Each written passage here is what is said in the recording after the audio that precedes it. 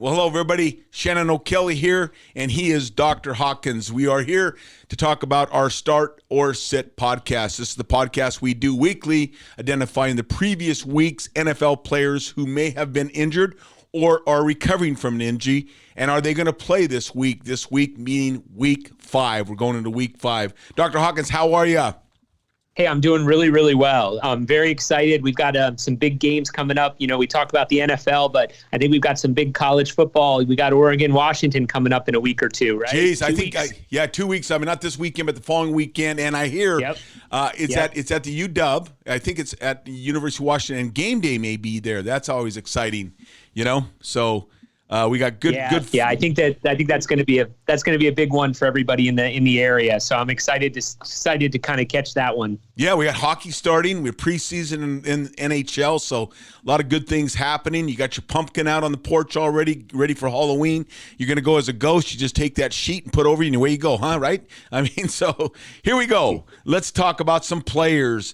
This was kind of interesting. I happened to be kind of scrolling through the TV on Sunday, kind of catching some games, and I was surprised to see Deshaun Watson, quarterback, Cleveland Browns, on the sideline. Apparently, during the warm-ups there, it was a warm-up decision, game day decision. He just felt like he couldn't go. And I understand he has a bone bruise of his shoulder. That's kind of an interesting injury. We haven't talked about that. But so what do you think is going on there?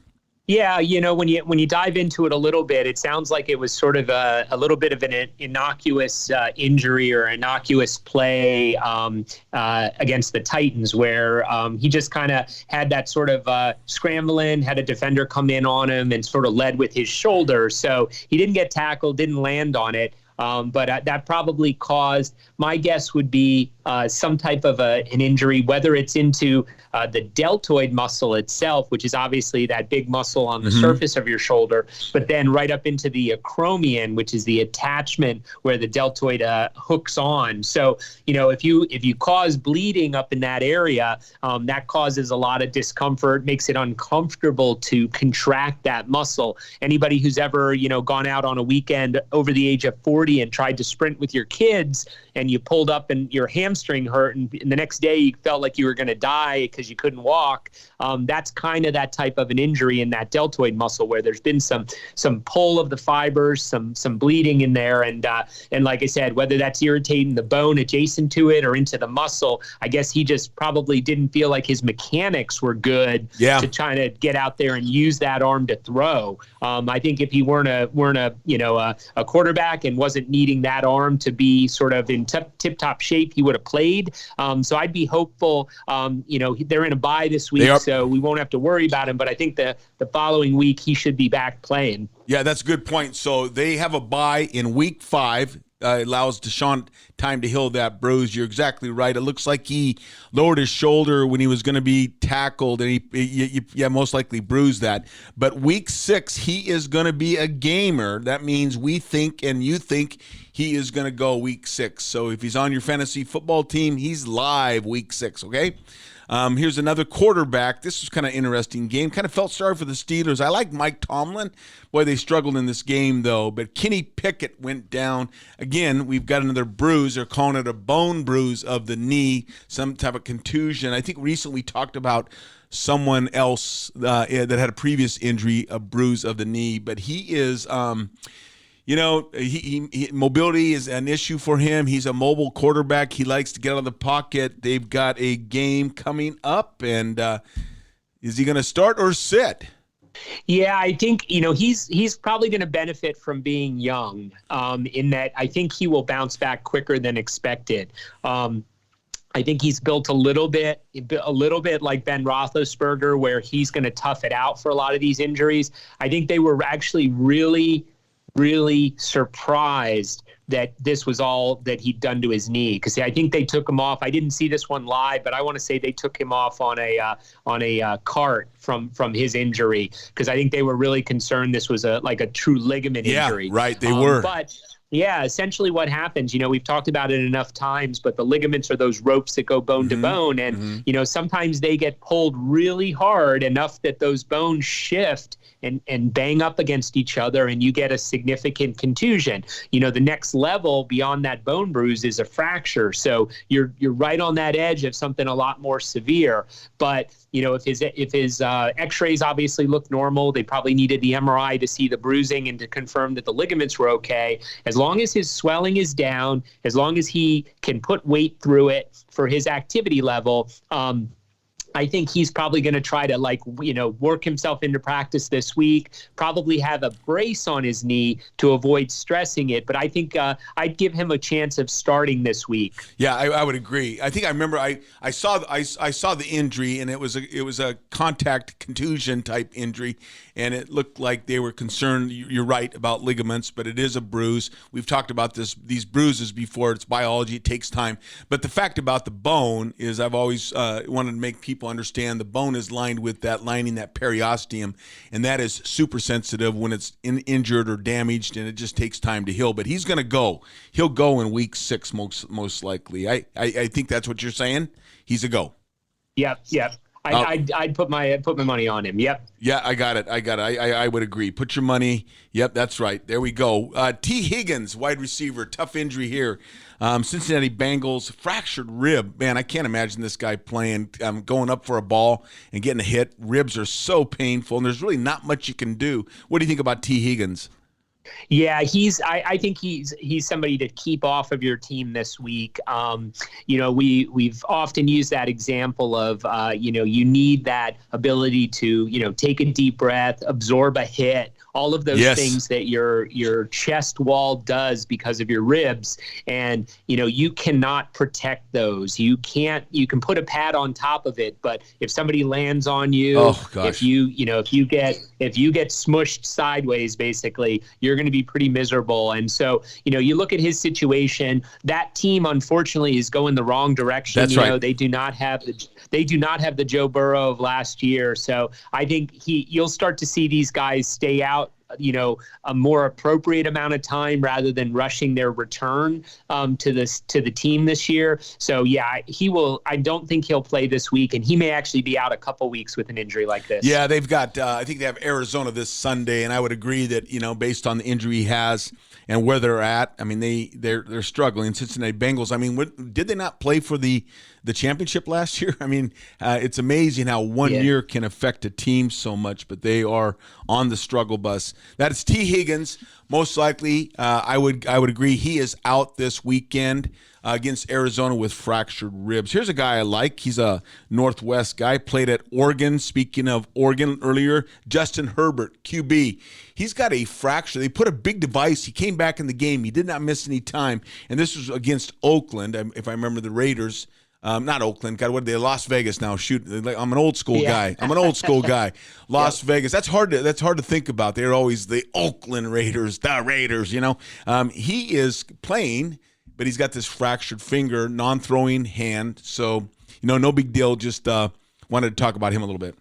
Yeah, so he got his finger caught in a helmet. Yeah. So that's it was probably something where it got caught and sort of bent the wrong direction. It's pretty clear. I believe it's one of the phalanges, so the smaller bones in your finger, not into the hand area. So the benefit obviously is his non-throwing hand. If he has a good occupational therapist working with the team, they'll come up with a good orthosis for him to provide him some degree of splinting and support that also still allows him to obviously receive the snap as well as possible. So that's probably the only thing you might be a little worried about. He'll play, but there's probably that small chance, a botched snap, maybe not holding onto the ball really well if he's being spun to the ground, if it's in his non-throwing hand. But he'll be a play, and those usually heal pretty uneventfully as long as he doesn't do anything significant. But like I said, they'll get him in with a good hand therapist, a good orthotic specialist, and they'll they'll get him something good to play with. Yeah, they had one of these. When I saw it on TV, they had one of these big metal splints on, the kind you get at Walgreens or something like that, and they had it on his opposite hand. They'll get him the fancy. They'll get him the fancy low profile version for now. yeah, exactly. Big shout out to as you said, a hand therapist. I mean, here at IRG Physical and Hand Therapy, just a kind of a shameful plug here. I have some great certified hand therapists, and they work magic in the hands. And the hands, as you know, as an orthopedic surgeon, the hand is very complex. And if you've smashed your thumb or can't use your index finger, you really appreciate your hand. And as a quarterback, I'm sure he's appreciating his hand right now. But good thing it's on the non-throwing hand. He will play. That's Justin Herbert. Here's a guy that's kind of battled through, and boy, they need him. Los Angeles Rams. They have Cooper. What's his last name? Cooper Kupp. Cooper Kupp. Gosh, why can't I remember that? Cooper Kupp is out. This guy seems to be carrying the load as far as for the Rams, at least what I've seen. Tyler Higbee. Sounds like he's got a thumb, and he battled through the overtime win against Indianapolis last week. And coming into week 5, I think he's probably, what do you think, questionable or most likely going to play? Yeah, it sounds like he'll be good to go. Really, the only major thumb injury, that these guys will get into that might take them out is a true, rupture of their ulnar collateral ligament, which is the ligament at the base of the thumb where your thumb gets bent sideways. So the fact that he continued to play through that game usually indicates, obviously, that he didn't have that significant of an injury. The benefit of the thumb being the sort of the most mobile of your digits is that, you can compensate a lot for stiffness because of the way the base of that thumb is the joint's actually shaped kind of like a horse saddle. Yep. And so it allows it to move in sort of multiple directions. And so kind of like the shoulder, you can compensate for other issues farther down. So, he probably, the non-technical term, he probably jammed one of the joints, sort of hyperextended one of the joints in between or just past that level. And so it's probably stiff, it's probably swollen. But the beauty of a lot of those tight ends is they've got big hands. Yeah. They tend to catch the ball well. They can get their mitts on a ball. And if he's, I think he'll be a play. And I think just like you said, they're relying on him a lot with Cooper Kupp out. So I would definitely, if you've got him, as your tight end, I would play him. He's a play. Tyler Higbee, man, he's been looking pretty good, too. The couple times I've seen him on TV, he looks pretty good. There's a lot of tight ends that are looking good this year. It's amazing how much the teams now, the new offenses, are going to the tight end. Obviously, Travis Kelce and all the other ones, Darren Wallen, big names out there, okay? He's a play. Matthew Stafford, let's talk about him real quick. This is the last player we're going to chat about.